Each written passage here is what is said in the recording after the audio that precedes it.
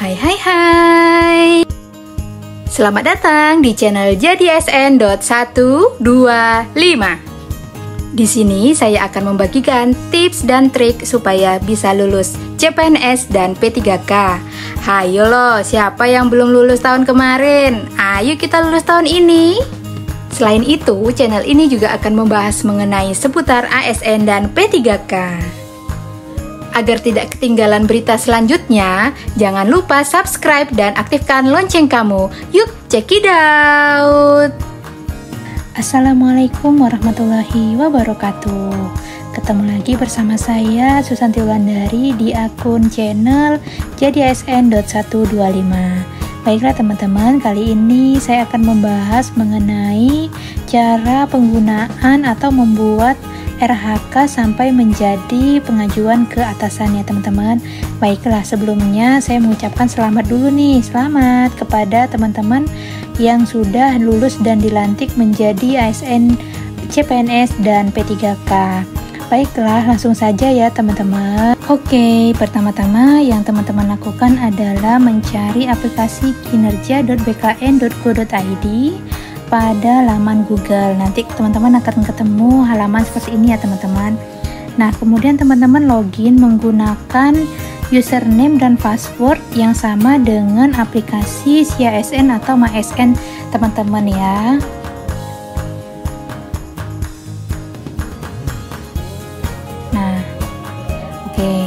Nah, jadi seperti ini ya halaman e-kinerja teman-teman.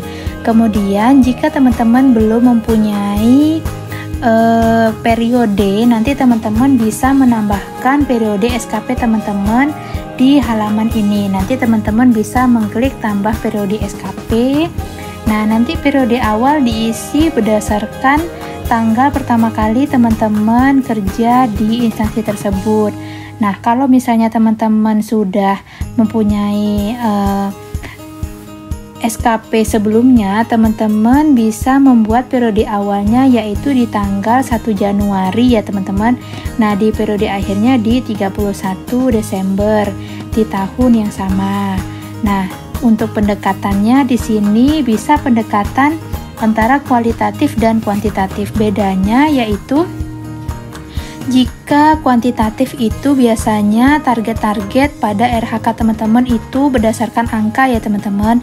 Tapi jika kualitatif itu maka target yang ada itu berdasarkan bukan berdasarkan angka. Nah, kemudian setelah kita isi nanti akan ketemu halaman yang seperti ini ya teman-teman. Nah, kita masuk ke cara pengisian NHK-nya ya teman-teman. Lanjut, cara pengisian RHK-nya nanti teman-teman bisa klik pada bagian detail SKP ya teman-teman. Nah, di sini nanti teman-teman akan menemukan kolom di mana pada bagian kiri adalah kolom data atau identitas teman-teman semua. Nah, sedangkan pada kolom bagian kanan itu adalah data pada pejabat penilai kinerja. Oh iya, teman-teman, perlu diingat ya teman-teman, sebelum kita mengklik OK pada halaman awal tadi, maka kita harus memastikan pejabat penilai kinerja kita itu udah benar ya teman-teman. Nanti teman-teman bisa klik pada bagian profil. Nah, klik pada bagian profil nanti bisa lihat data atasannya ya di situ teman-teman. Kalau mau lebih jelasnya silakan tonton video saya yang sebelumnya. Baiklah, langsung masuk ke bagian RHK ya teman-teman. Nah, di sini nanti teman-teman akan menemukan tombol tambah RHK. Di sini ada tambah RHK ya teman-teman pada bagian atas. Nah, di sini nanti teman-teman akan menemukan 3 kolom ya teman-teman. Nah, di mana untuk pada bagian rencana hasil kerja atasan yang diintervensi, teman-teman hanya memilih yang sudah dibuat oleh atasan teman-teman. Jadi teman-teman tidak bisa menulis sendiri ya teman-teman. Jadi di sini misalnya teman-teman pada bagian pelayanan. Nah, di situ teman-teman bisa memilih apa yang menjadi indikator hasil kinerja atasan teman-teman yang akan teman-teman semua intervensi. Nah, misalnya di sini teman-teman memilih meningkatkan kualitas kesehatan masyarakat. Nah, untuk jenis RHK-nya kita buat RHK utama ya teman-teman, karena untuk di awal teman-teman kan harus mempunyai RHK utama dulu, baru untuk RHK tambahan. Apa itu RHK tambahan, teman-teman? RHK tambahan adalah rencana hasil kerja yang akan kita intervensi selain kita sebagai mempunyai tugas utama sebagai jabatan fungsional kita. Misalnya, teman-teman selain sebagai perawat terampil atau perawat ahli pertama, teman-teman juga bekerja sebagai ketua tim atau penanggung jawab pada kegiatan atau ruangan tertentu. Nah, seperti itu ya teman-teman. Nah, jadi bisa teman-teman buat rencana hasil kerja atasannya. Di situ pada jenis RHK-nya adalah RHK tambahan. Nah, di sini RHK itu ada dua macam ya teman-teman. Yang pertama adalah RHK organisasi dan RHK individu. Nah, untuk RHK organisasi sendiri itu seperti yang teman-teman pilih. Kita tidak bisa membuat RHK sendiri yang akan kita intervensi ya teman-teman, karena sudah tertaut dengan RHK organisasi atau unit kerja yang sudah dibuat oleh atasan kita. Nah, seperti itu. Jadi kalau misalnya kita membuat RHK yang seperti itu, nah maka kita tidak bisa memilih apa sih jenis RHK yang kita buat. Nah, kemudian kita akan membuat rencana hasil kerjanya di sini ya teman-teman. Oh iya teman-teman, sebelum membuat rencana hasil kerja, ada baiknya nanti teman-teman harus membuat logbook terlebih dahulu. Nah, logbook itu apa teman-teman? Jadi logbook adalah beberapa kumpulan dari rencana hasil kerja atau RHK yang akan teman-teman intervensi selama 1 tahun.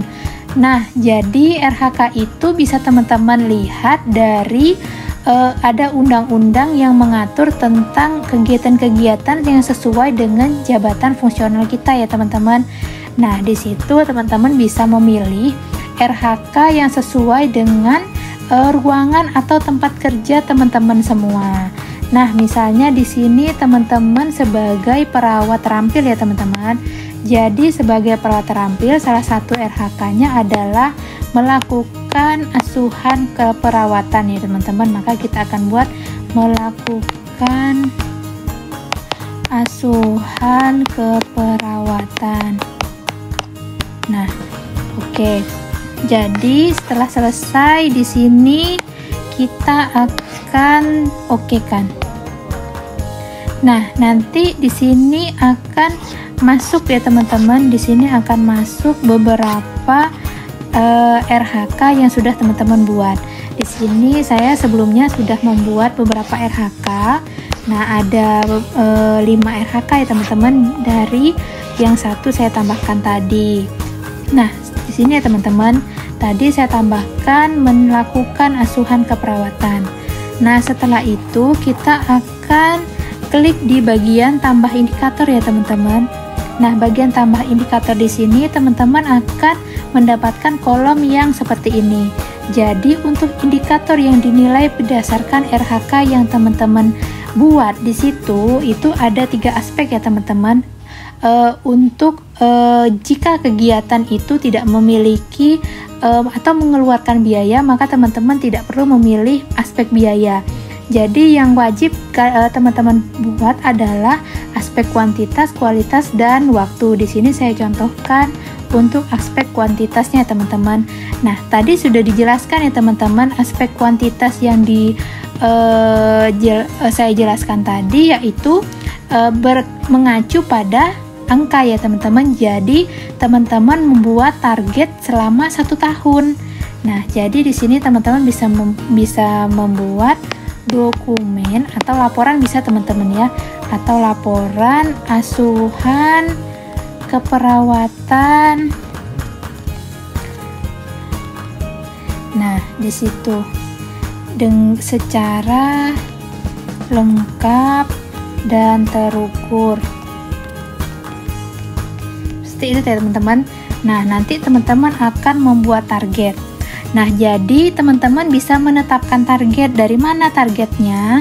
Jadi kalau teman-teman perawat, misalnya ya, teman-teman perawat, kemudian target yang kita tetapkan adalah berdasarkan jumlah pasien di dalam ruangan atau tempat kerja teman-teman semua.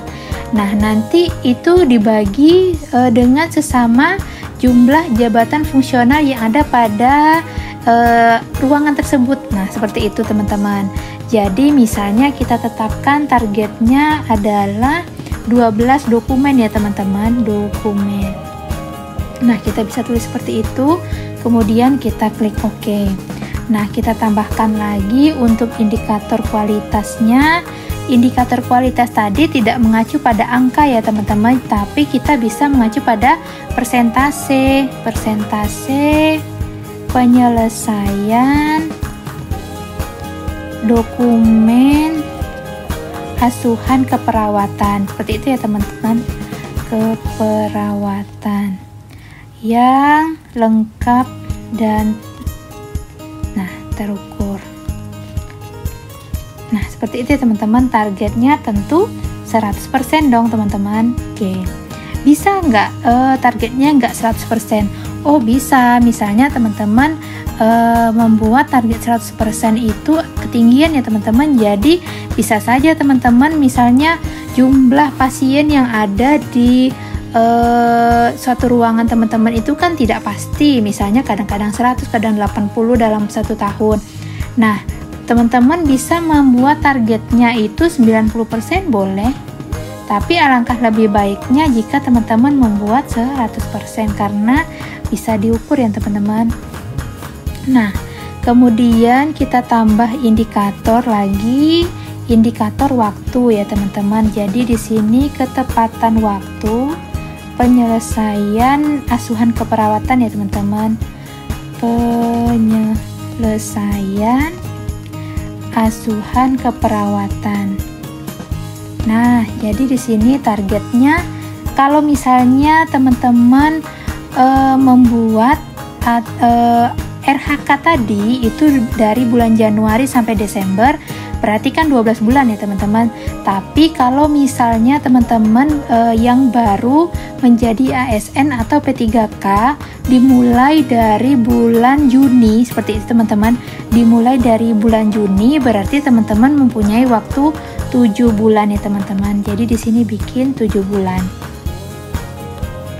Nah, seperti itu. Oke, sudah jadi teman-teman. Di sini sudah ada RHK-nya teman-teman, ada beberapa.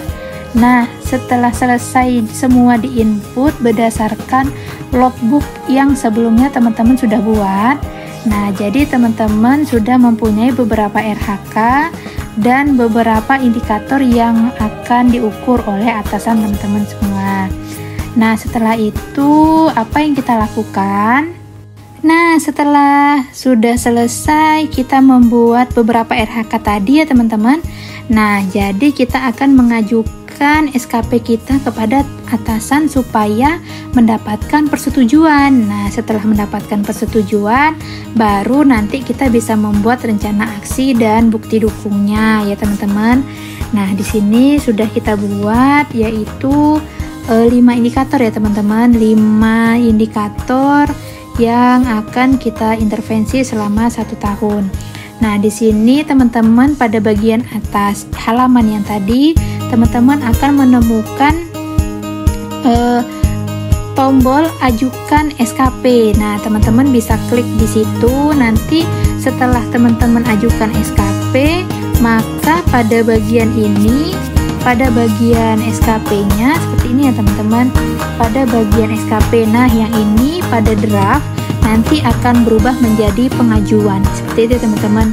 Nah, jika sudah persetujuan, maka akan berubah lagi menjadi persetujuan.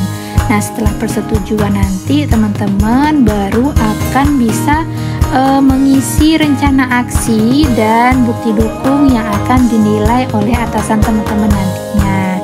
Oke, untuk pengisian rencana aksi dan bukti dukung akan kita lanjutkan ke part selanjutnya ya teman-teman.